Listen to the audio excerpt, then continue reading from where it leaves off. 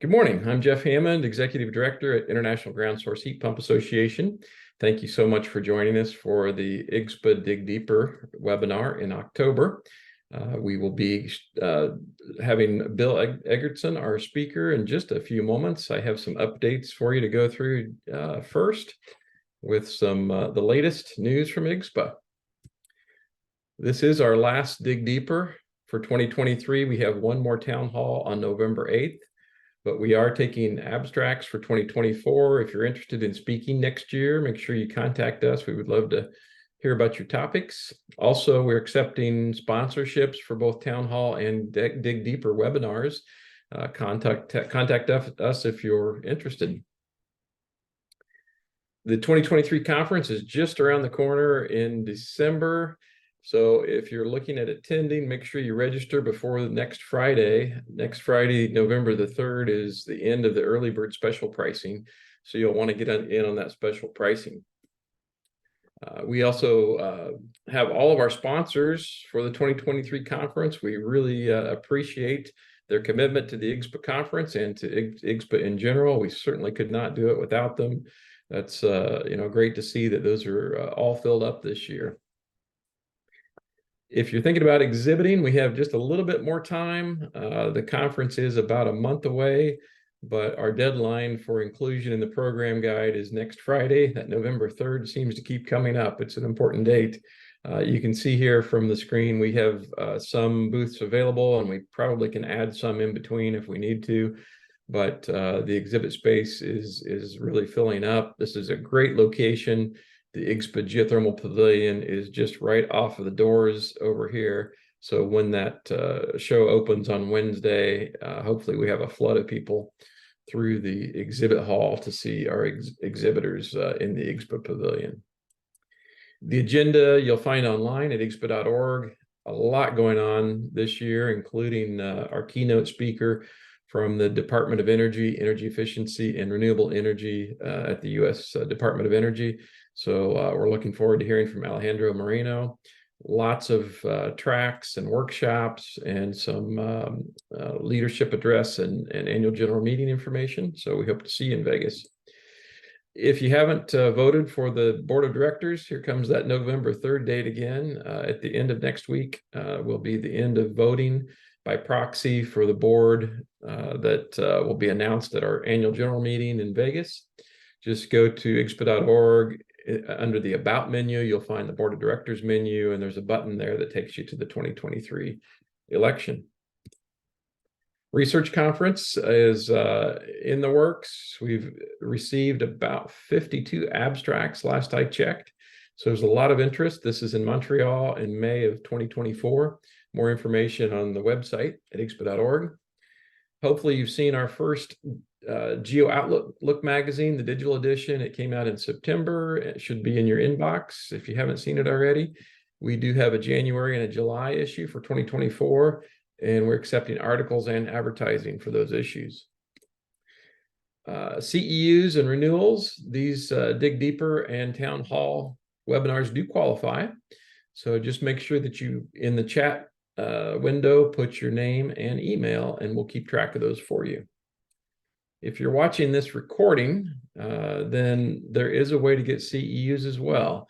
So if you're watching this as a recording, you just need to include this number, the webinar code, when you send us an email, and we'll give you credit for this. If you're here live, don't worry about that. All we need is your name and email address. A little bit of housekeeping. We're just about to start our presentation. So if you would please enter your questions in the chat, and at the end of Bill's presentation, I'll read those from the chat, and we'll have a chance to answer any questions that you may have on Bill's presentation. If you would, please mute your microphone unless you're speaking, and note that we are recording this webinar, so you'll be able to find it early next week on the website. Under publications, you'll find a choice there for Town Hall and Dig Deeper sessions. And this webinar will be on that section of the website. All right, just a quick disclaimer and potential conflict of interest, and then we'll be ready for our presentation. The upcoming presentation represents the opinion of the presenter and does not represent any official position, opinion, or endorsement of any product or services by IGSHPA or its members. IGSHPA town halls and Dig Deeper webinars are for member updates and education on the latest information in the geothermal heat pump industry and are not meant to endorse one technology or brand over another. It is a presenter's responsibility to disclose any conflict of interest or position that may arise in the content of the webinar. With that, I'm pleased to announce our presenter, Bill Eggertson. Bill has been involved in renewable energy and climate issues since 1985, including roles with solar, wind, and ground source heat pump industry associations. He was trained by former U.S. Vice President Al Gore and the Climate Reality team while managing the climate security program for the UK government in Ottawa. He was selected as an Olympic torchbearer in 2010 to recognize his work and renovated his former residence into the top 20 of energy efficient homes in Canada. As president of NetZeroPLUS Canada, he promotes transparency in the energy and emissions space. Thank you so much, Bill, for joining us today. Feel free to share your screen whenever you're ready. And thanks again for doing this presentation. We're looking forward to it. Thank you so much, Jeff, for inviting me, having me here, and giving me an opportunity to chat with the membership. I have a habit whenever I talk to anybody in the energy or environment issue sector, I always start off with going through the rule of 3 C's. You want to share your screen, Bill? I'm sorry to interrupt. Sort of messed up. Is that sharing? It's in the works. Good. Yeah, it hasn't started yet. Here we go. Thank you. Okay. Interrupt. Oh, okay. I'm on super fast fiber network internet, so I don't. Jeff has warned me that the system is a bit slow. I'm sorry about that. But as I say, I always start off at all of my presentations synthesizing the rule of 3C. We should all be aware of it, called different terms, but the word or the term that we use now is the rule of 3C. The first C is conserve, as in shut the doors and the windows, turn off the lights when you're not there. As far as programmable thermostats, literally don't waste energy. The second C is convert. If you have any incandescent light bulbs in your house, I've got a problem with you. And if you do need transportation and you have to have a car, consider getting an EV. The third, which is my focus, is the use of clean energy, so that once you have got the maximum reduction of demand, then the supply should be made from clean. And we're going to, I need to also, pardon my bad way of doing this, I always go through the concepts to make sure that we are all on the same page. I would expect everybody from IGSHPA does understand some of these concepts: demand versus supply, primary versus secondary, centralized versus decentralized. A lot of these come up in the discussion that I'm going to be going through. The big bugbear that I have is electricity versus energy. Most people, when they talk about energy, they mean electricity, and electricity is about 20% of energy. Dispatchable versus baseload, do we need batteries?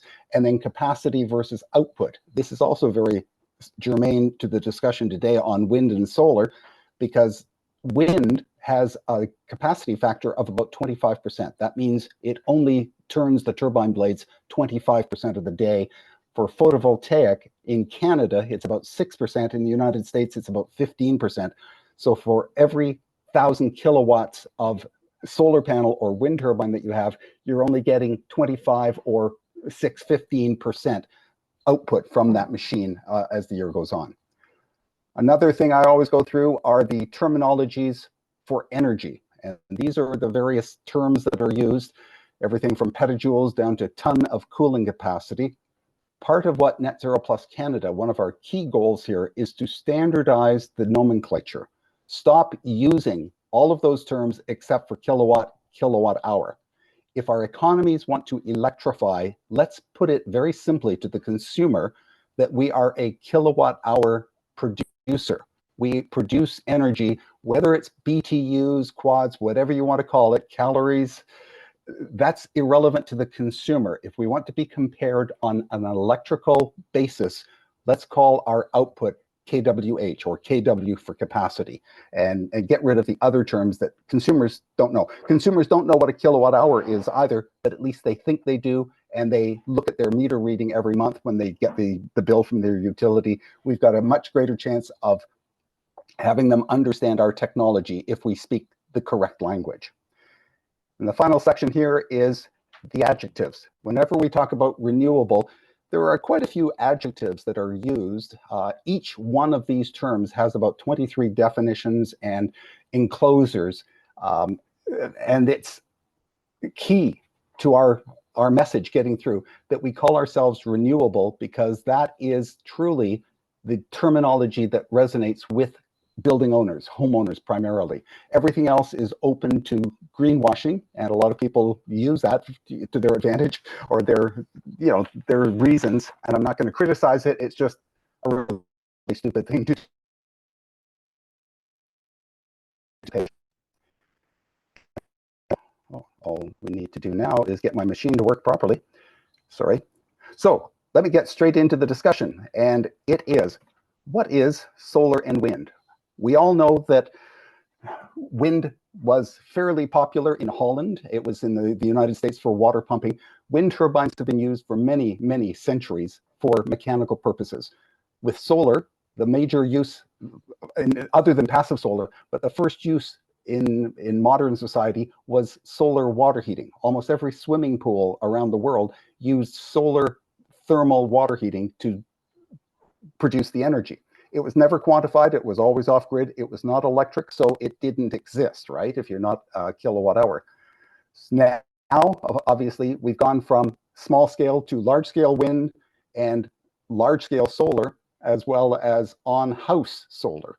I will refer to my house a number of times during this presentation. I was one of the first houses in Eastern Ontario to take advantage of what was called the microfit grant. And I installed 10,000 kilowatts on my roof. I was paid 80 cents a kilowatt hour for its production. It was far more than I should have been paid, but that's okay. As my wife says, don't be stupid, just take the money and run. It paid for the solar installation costs within a very few years. I was not able to use that electricity. It was fed directly into the grid. So this is, again, is homeowners, building owners need to understand the issue. Net metering is becoming more popular now, so that will make it easier because you now have to interface. Whereas my solar panels, which fed directly into the grid, I technically didn't know if I was working them, or if they were working properly or not. Every winter, I'd climb up on the roof and shovel the snow off the panels to make sure that I was generating electricity. But it's a very popular technology. It's taking off gangbusters all around. And it's wonderful. It's very functional. And if you want to electrify, it's great. The reason I'm underscoring these are the issue that this is why wind and solar have become very popular. They are functional. They do extremely well in terms of meeting an energy supply. You can use that electric current for a large range of things. Fortunately, under global warming, we will need more air conditioning, which is really needs electricity to do that. We need them for electric vehicles. In summary, wind and solar have become successful because they are sexy. They are really very fascinating to the average consumer. They've got a large number of bad factors. They need batteries. They are non-dispatchable in the peak. Anecdotally, my house, which had the solar panels, 10,000 watts of solar panels, in Ontario, our peak electric usage is between 7 and 9 o'clock in the morning and 5 and 7 p.m. at night. Obviously, getting the morning rush and the evening dinner rush. My solar panels in winter produced zero electricity during that peak.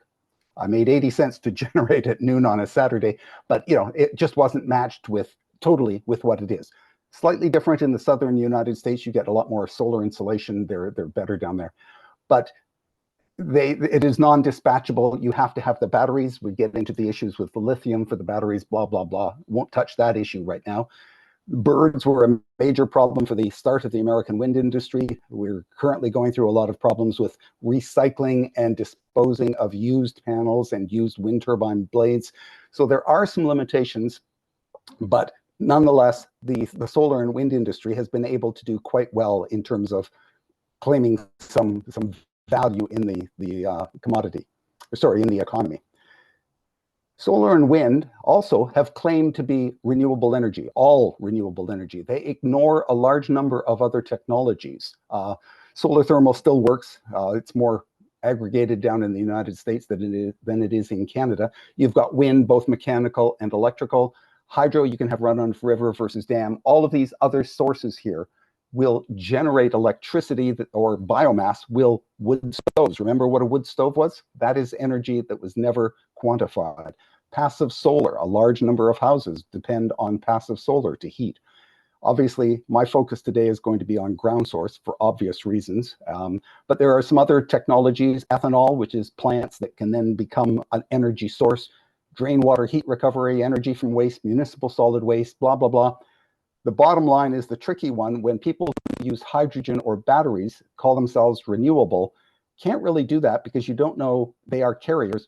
You don't know what is the source of that hydrogen or the source of that battery storage, but the average consumer does not understand that. So anybody who wants to do greenwashing can simply get into that by saying, I've got hydrogen or I use a battery, so therefore I am net zero. I'm going to move into the system right now with electricity. In Canada, our network, our grid, is 640 billion kilowatt hours. This is, and I use the term billion kilowatt hours purposely. Again, an average person knows what a kilowatt hour is. They don't know what a megawatt hour, terawatt hour, gigawatt hour, terawatt hour. That's irrelevant to them. It's kilowatt hour. I put it into billions. In Canada, about 80% of our electricity is what is called clean, because it's either hydraulic or nuclear, wind, solar, tidal, whatever. Down in the United States, I'll come to that in the next slide, but 80% of the electricity that we generate is clean. In the United States, slightly different load profile, or not load profile, production profile. In 2022, the same year, EIA says that you produced 4,231 billion versus our 640. So you're generating an awful lot more electricity, but only 40% of your electricity is considered to be green.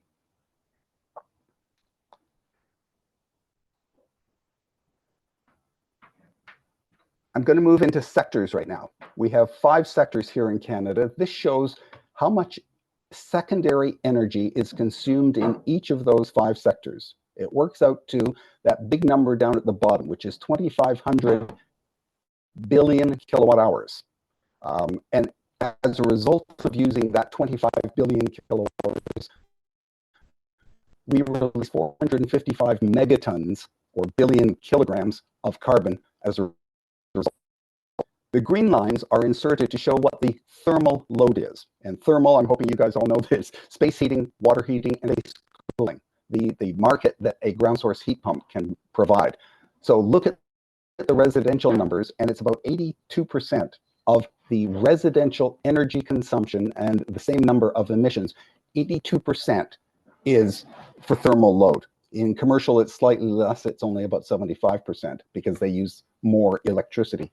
But if you were to add this up, of the 2,500 billion kilowatt hours, 500 billion kilowatt hours are thermal load.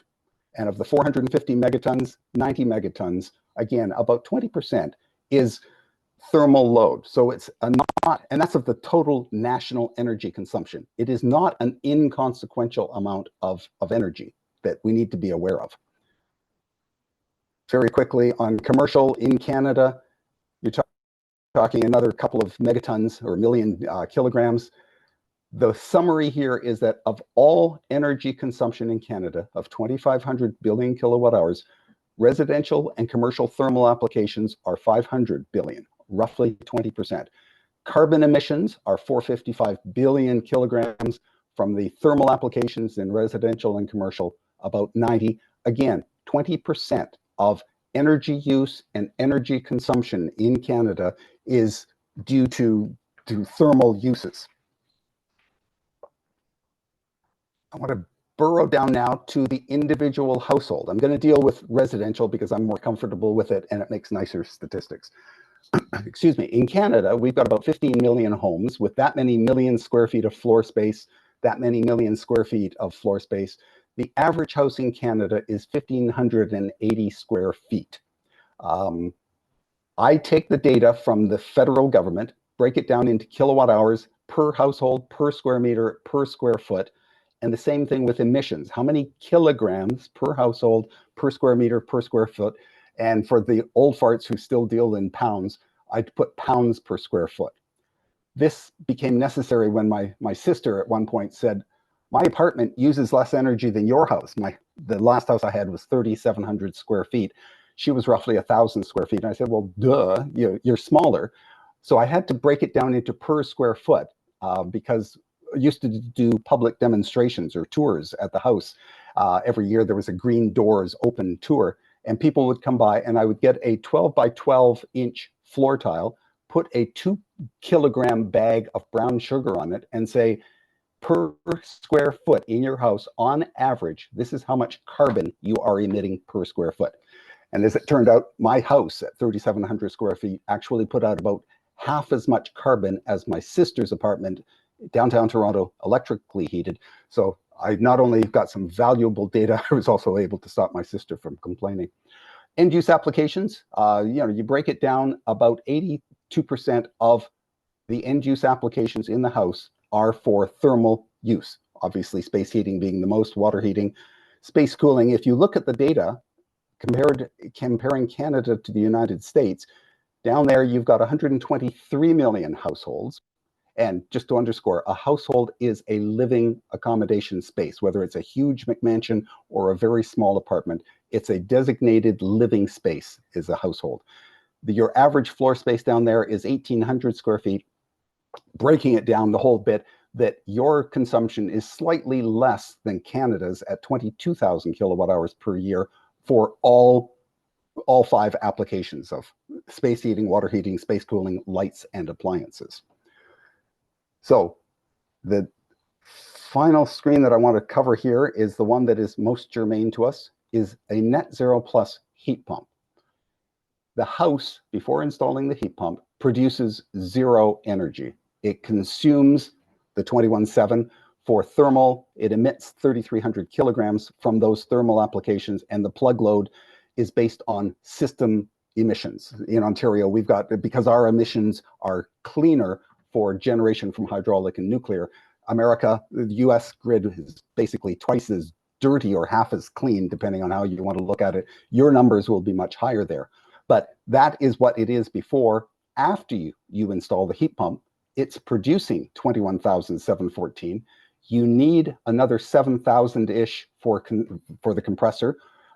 And system averaging, you're going to emit 677 kilograms just because you need that extra electricity. The plug load remains the same.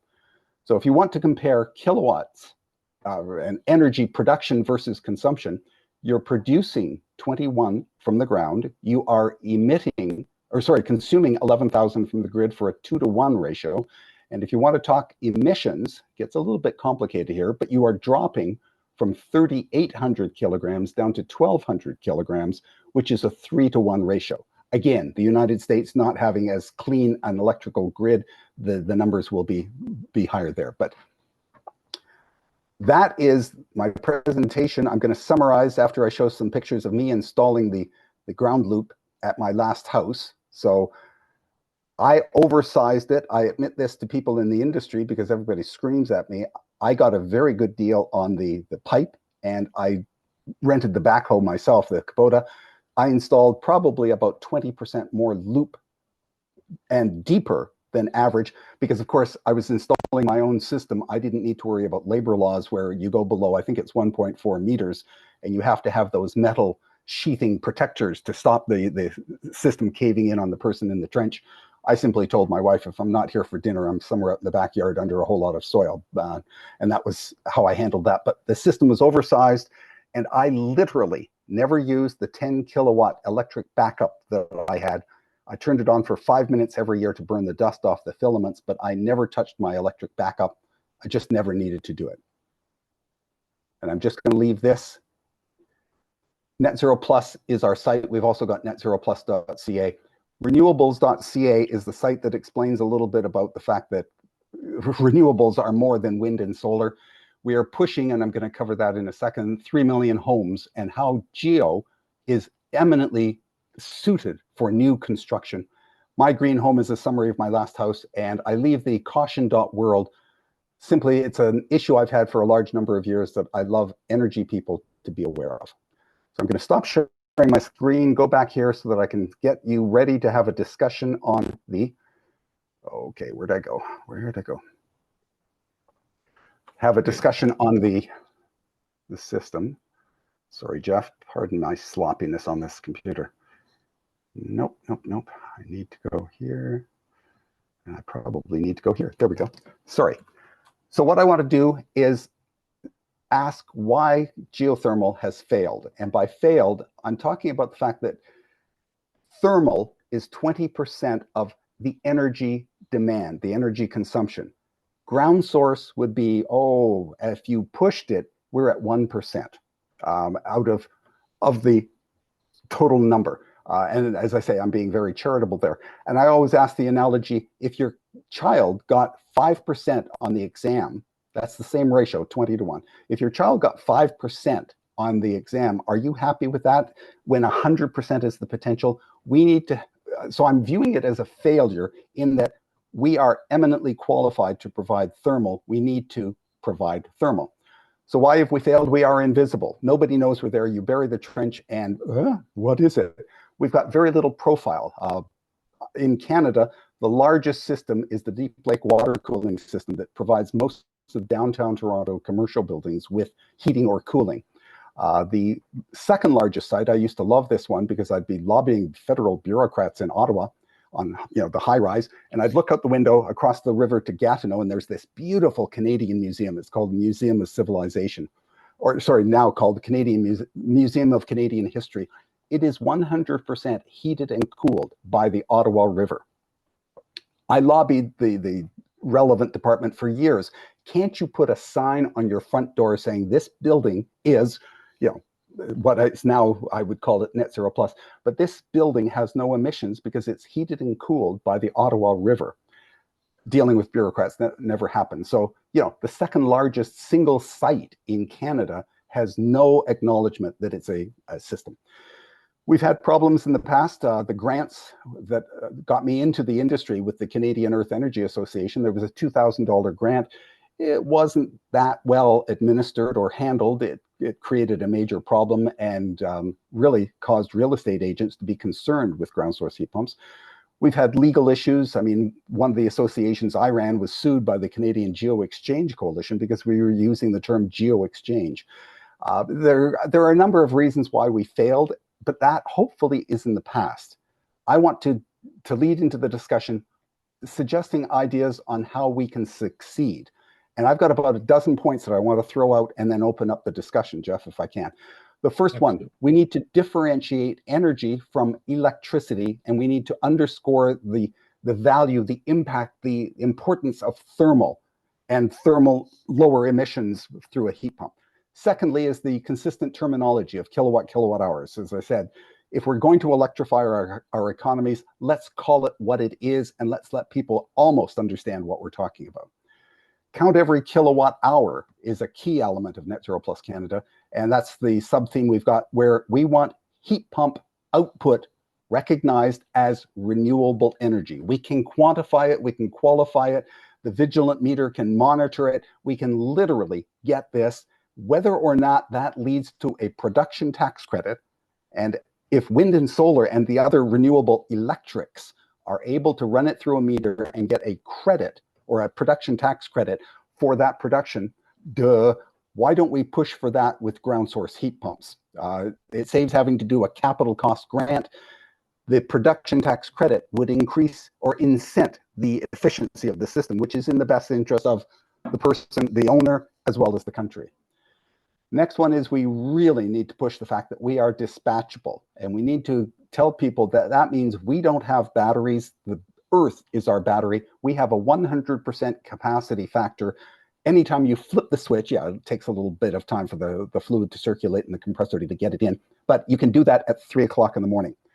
I mention this because my house, 93% of my energy, and remember, my last house was all electric because I had a ground source heat pump.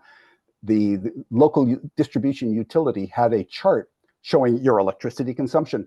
93% of my electricity, or energy in that case used in the house, was in off-peak. And I was doing a presentation once with this Hydro Ottawa graph, And the head of the utility that was there said I had doctored their data. And I said, no, this is a screenshot of your photo. 93% of my energy / electricity is used in off-peak. The fact that a ground source works better, is more efficient, is more cost-effective with low demand meets all of the 3 C's, both conserve, convert, and clean. We need to get into the district energy. We need to get into the new homes. In Canada, our federal government has said we need 3.5 million new homes above and beyond what the normal building structure is. One of our sites that flashed up there was 3millionhomes.info. Says very bluntly, if a ground source can be installed at a lot lower cost on new construction compared to an air source that is installed on a renovation, why don't we go new builds with ground source? I tried to get that when on a City of Ottawa advisory committee, and I was met with opposition by, what were they called? The gas industry. That was not their thing. Another point, we need to talk about a ground source being an investment, not a cost. Nobody buys a house as a cost. A house is purchased as an investment. We are an integral technology to that building. Let's call ourselves an investment and frame it that way. Somehow we have to explain to people that we are superior to air source. I think the calculation I've got is about 95% of heat pumps being installed in Canada are air source. Great, but we all know what happens below minus 23 degrees Celsius, whatever that is in Fahrenheit. You know, your coefficient of performance is not that great. Somehow we have to position our technology as worthy of the higher cost to install. Second to last is groups like the International Energy Agency are saying that countries, Canada, the United States, and others, are not meeting our national targets for renewable energy. If we were to define the output from a ground source heat pump as renewable energy and get 100% penetration, it's not going to happen, that's 550 billion kilowatt hours a year of renewable energy that help to meet Canada's targets. So I think we have an obligation to help both our Canadian government and your American government meet their national targets for renewable energy. So final suggestion, we need to get sexy, as wind and solar have done, to come up with terms like the 20% solution. You've noticed that I mentioned 20% is a lot of, again, Canada, but that is where I'm coming from, is an appeal to the ground source industry to start succeeding a little bit more. And success, as I defined with failure, we have huge potential. I think we just need to seize that potential. But that's the end of my blither. Jeff, back to you. Great. Thanks so much, Bill. It was fascinating information and really led to, I think, what we'll have as a good discussion. I'm looking in the chat to see what our comments are. It looks like we have some comments from Janine. She mentions first, Hydro One is not interested in net metering for residential microfit systems. They want fewer producers that give them more kilowatt hours. Did you want to comment on that, Bill? OPG is not my friend, and Hydro One, they need electricity, as all utilities need more electricity. How they incent it, I'm not familiar enough with that since I sold my last house and moved out with my microfit. I don't necessarily care as much. So no, let me avoid answering that question. Okay. We have another comment from Janine. I appreciate Janine chiming in here. The argument for air source heat pumps is the new refrigerant technology, inverter, and variable speed compressors. But ground source heat pumps also benefits from this new technology, so we can lever both as a better source and with the new technology. What are your thoughts on that, Bill? Yes, there are a number of technologies, tactics, and procedures that we need to incorporate. And without criticizing the ground source industry, I mean, I was involved for 30 years, and that's one of the reasons I did my own house with a geothermal, is I could prove that if money is not the object, because I installed it, therefore my time was free. But yeah, there are quite a few technologies out there that can do it, and we deal with the transfer fluids, with the inverters, with the compressors, the pipes, the soil conductivity, there's 1,000 things. So I agree with her point completely that we need to look at all of this. Now, the manufacturers are largely responsible for doing that because they want to make their units better. I'm looking at the marketing side, assuming we have got the best technology out there, the best box for the basement. How do we sell this to consumers? Because right now they don't know that we exist. Very good point. That's something we need to work on. I hope to see everyone at the conference in December, and we could talk more about that. We definitely need more of those discussions. Ruben has a comment here and a question. He says, great presentation, points are well made. Playing the devil's advocate for discussion, ground source heat pumps make it easy to provide both heating and cooling. Is it possible that it makes use of cooling so convenient that it may result in increased overall energy consumption versus other passive approaches to managing cooling? And he's speaking from a Canadian climate perspective. We found one of the data I picked up from EIA is that 89% of households in the United States have air conditioning. 89%. We found it out in Canada this year with the heat wave and all the forest fires we had up north, blah, blah, blah, that we're nowhere near 89% have air conditioning. With global warming, with all of this, yeah, we are going to need more air conditioning because we're too stupid to build houses that are energy efficient, that stop the heat from building up in there. So yes, in the same way, the trend towards electric vehicles is, I would say, good and non-stoppable. This trend towards more cooling is non-stoppable. Your consumption of cooling in the United States is, I forget what the datum was there. I think it's something like you're 6 times more air cooling load in your houses than we are in Canada, because we have a thing up here called winter. We don't need that much cooling, but we are now starting to realize that in summer, it may not be as hot as the United States, but boy, we can get really hot. And therefore, yes, you need air conditioning for X days a year. We're going to need that load. And therefore, the ground source, which does both the heating and the cooling, is another angle we need to pitch. Very good. The questions and comments keep coming in. So this is great discussion. Janine asks, how do we move this forward for new construction? I wish I had an answer to that. As I said, when I was on an advisory committee with the city of Ottawa, they were reviewing their official plan, which is where I was trying to pitch. The official plan should say all new houses must be energy rated to or above. And there was just no interest. The builder said, that's ridiculous. That will increase the cost of a house by $500. Nobody's going to pay $500 more for a house.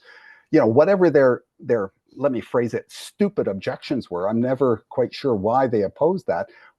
But people like gas companies, even like electric companies, they're in business to sell their product. If we were to come up with this miracle house that needed no heating, no cooling, because somehow it's done magically, we would put a large amount of our economy out of business. So I recognize that we can't be super great, but we're looking at a fairly large chunk. We are worried about climate change. There are some people who are even doing something about it, both at the national and local levels. We've got a technology that can address a large number of those questions. And certainly on new construction, like the subdivision I was dealing with outside Ottawa, you've got the backhoe on the backyard. You don't have a lawn yet. Your place is a mess. You're building it. You can either put vertical boreholes down immediately or trench the heck out of the backyard, then seed it and grass it. The homeowner won't know what's going on. New construction to me is where, it should go in there. Why are we putting anything other than ground source in a new build? Completely agree. Yeah, that makes a lot of sense. We have some more comments here. Gino mentions that his nephew in Michigan has a special meter from Detroit Edison and gets special rates. I think we see that in various utilities in the US. I don't know if that's common in Canada, but what are your thoughts on that, Bill, as far as how we might make that case to the utilities? Yes, my example of the local distribution utility chairman, he was the president, who didn't understand that my house used 93% in off-peak. He didn't think it was possible. They said my heat pump kicks in about 3 o'clock on a winter, kicks in about 3 o'clock in the morning. So it's got the house warm. The system shut down at 6:59 every morning, just before the 7 o'clock peak rates. So I worked from home, so I had to have a kettle, computer, all of that various electronic stuff. So I could never achieve a zero use. But then the house it was a super insulated house. I mean, my windows, I renovated the windows to be triple glazed, double low E krypton gas fill. My windows were better than most people's walls, and it was double wall construction. I mean, the house was absolutely beautiful, so that's why it became one of the top 20 in Canada. But I didn't use electricity for heating again until 7:01 that night, and probably a couple of minutes before my wife would come home from work. Between 4 and 5, I avoided peak periods. I would think the utility would kiss my derriere because I was avoiding peak use, I was avoiding peak use and using their baseload. In Ontario, we are nuclear. So, what can you do with nuclear electricity except give it away or whatever? They now have a ultra low overnight rate in Ontario of 5 cents a kilowatt hour. I paid 7. So the guy who now owns my house, if he follows the same process, he will save a fortune. The utility will have a consumer who's sucking up nuclear electricity at night, but avoiding the gas-fired peaking utility or gas-fired peaking power during peak. I mean, the meters can show what's going on. Should you receive an incentive, a rebate, a production tax credit, some type of incentive for that, great. If it's not an incentive, maybe you pay a lower carbon tax because you're only using nuclear electricity. You're never using any gas-fired electricity. Up here, carbon tax is becoming an extremely controversial subject after what our federal government did yesterday. But there are ways of encouraging you, the building owner, the homeowner, and commercial building, to use more good energy in the good times. Great points. Well, and it sounds like we just need to spread the word. IGSHPA is working with a marketing company right now, so we're certainly welcoming any kind of comment like this that might be good for posting on social media or including with our email drip campaigns, blogs, anything like that. So that may be a good way to spread some of this. I apologize in advance if I mispronounce your name. Adib mentions that they're joining from Sweden. Canada and Sweden can share a lot since to some extent they have similar weather conditions. So that sounds like an opportunity there to spread the word as well. Ruben mentions there's a benefit to electric utilities for using ground source heat pumps versus the recent trend of cold climate air source heat pumps. We should be educating them and advocating for preferential rate structures. So that sort of builds on the conversation we've been having. Sounds like we just need to have more content out there as we communicate with members and as everyone on this call communicates with their associates. David mentions, although AC increases peak load in Ontario, Geo is more efficient at cooling. So I think that plays to the discussion you mentioned earlier, Bill, about how we balance all of this. I don't see any more questions or comments at the moment. Do you have anything else that you would like to share? We have about, here, just perfect timing. We have one that just came in. Is a problem with selling more projects? Is the equipment cost? Let's see here. Here we go. Carrie is asking if the equipment cost is in parity with traditional equipment. We all know the installation of the loop increases the cost of the project, but what about the equipment? Any comments on that? I always used to say that the box was roughly 25% of the cost of the system. 75%, yeah, and very, very general. Everything depends on the ground into which you're drilling or trenching. But 75% was the labor cost of installing the trench, which is why that's what I was able to do when I installed my own. But the box in the basement, as I call it, the heat pump, is comparable to a really expensive gas furnace. We're in the same range, but if we sell this as an investment, that sure, you're paying 10 times, let's even say for easy math, 10 times the cost of a furnace. If you're only paying 1/10 the annual cost, what is your payback period on this investment? So the more we convince the building owner that this is a good long-term solution, and therein comes one of the problems. The average stay in a household, so this is including students at university, blah, blah, blah, but also includes homeowners. In Canada, the last time I did the data crunching, 4.5 years is the average stay in a household. So I was not able to figure out how long the average home ownership is. But if it's 4.5 years average stay, there aren't too many people who are going to invest an awful lot of money, that has less than a 4.5 year payback period. So we need to worry about that, but we do need to explain that this is a good thing. It's dispatchable, it's renewable energy, because nobody, even the industry, I fought with the industry members for years that they said, no, we're just energy efficient. No, you're not. The heat in that building is the same heat as it was before the ground source. You are commercially efficient getting it in there, but the same number of, and I'll say this 3-letter word, the same number of BTUs go into that house with a ground source as with a gas fireplace or furnace, as well as wood stove, whatever.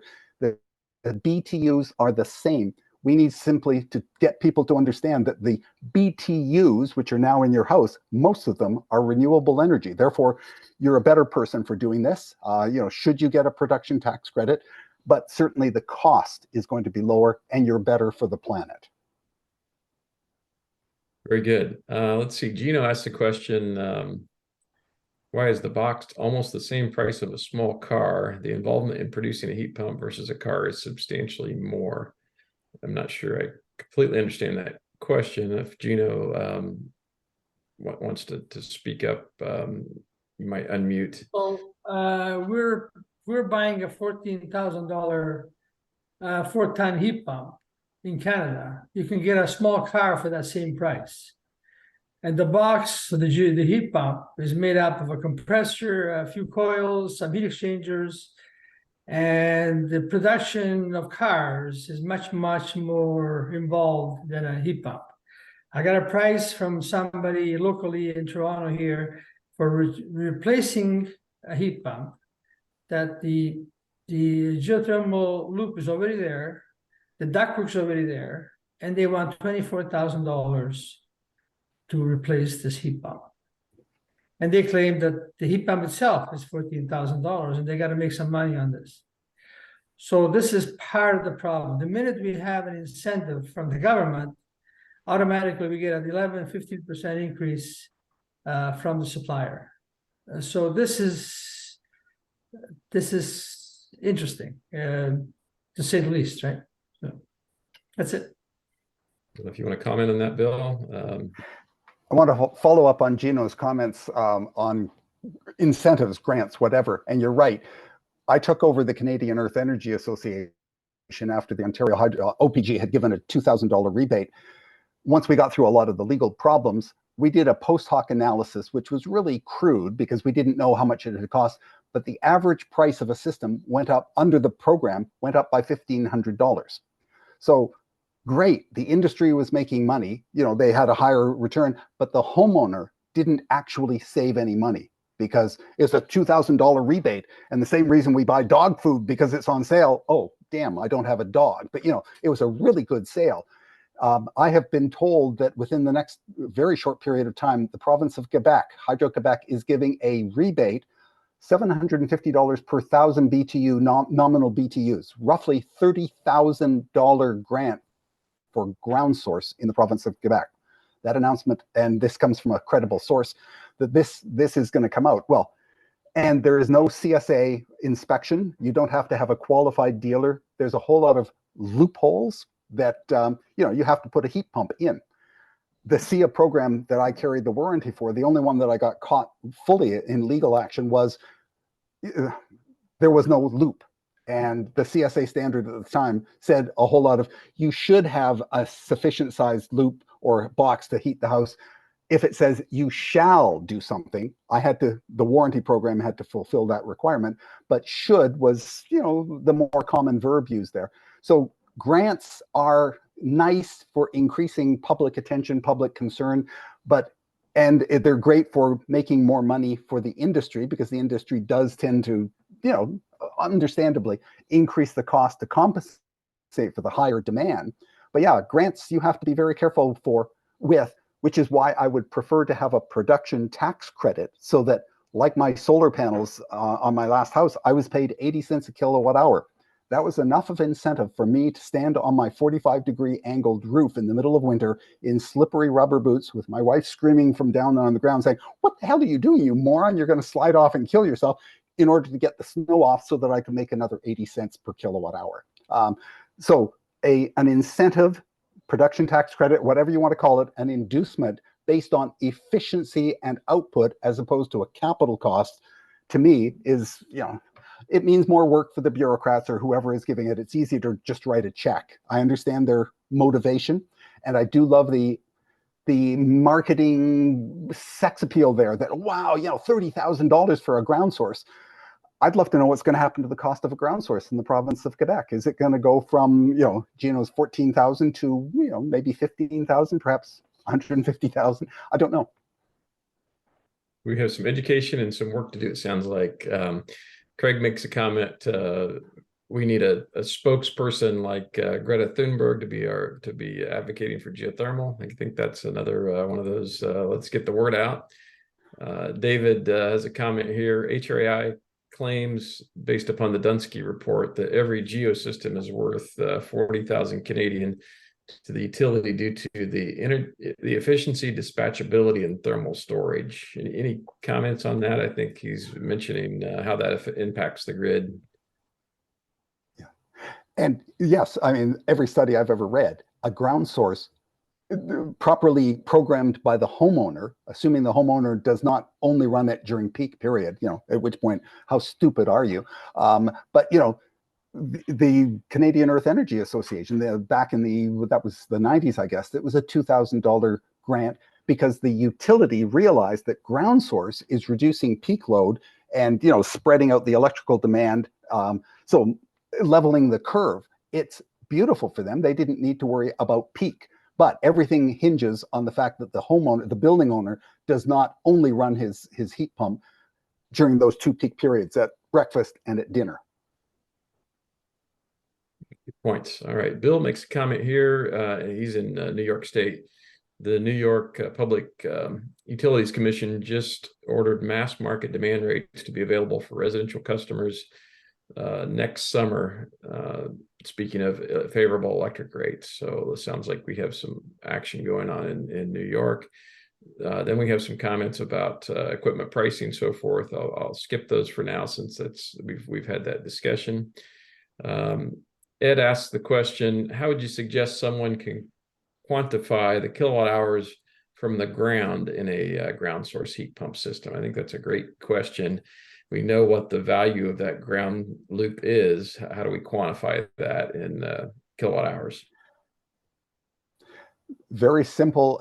I don't know how much the industry is aware, and I think even he's on the line. Ed Lorenz has got the Vigilant Monitor, and he does a number of meters and a number of flows, and literally he can tell me, the monitor can tell you how much kilowatt hour of heat or cooling is coming into the building and how much is your grid consumption.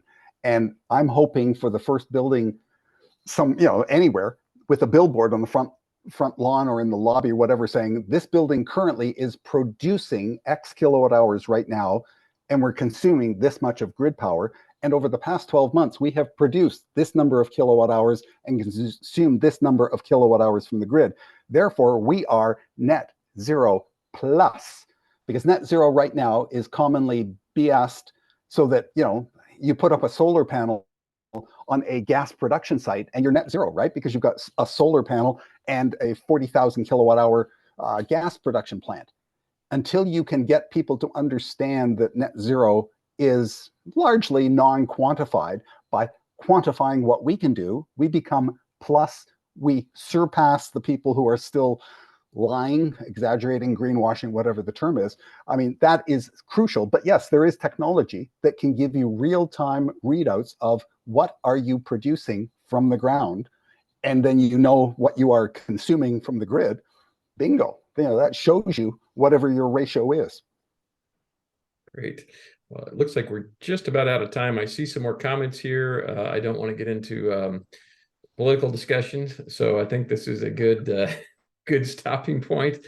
But I certainly appreciate your time, Bill. This is something we all need to talk about, and we need to spread the word.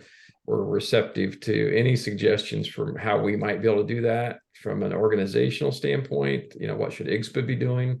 We would love to hear from everyone. And just remember, Bill's presentation will be recorded and on the website early next week. So feel free to reach out if we can be of any help. I hope everyone has a wonderful weekend, and thank you for joining us this morning. Take care, everyone. See ya.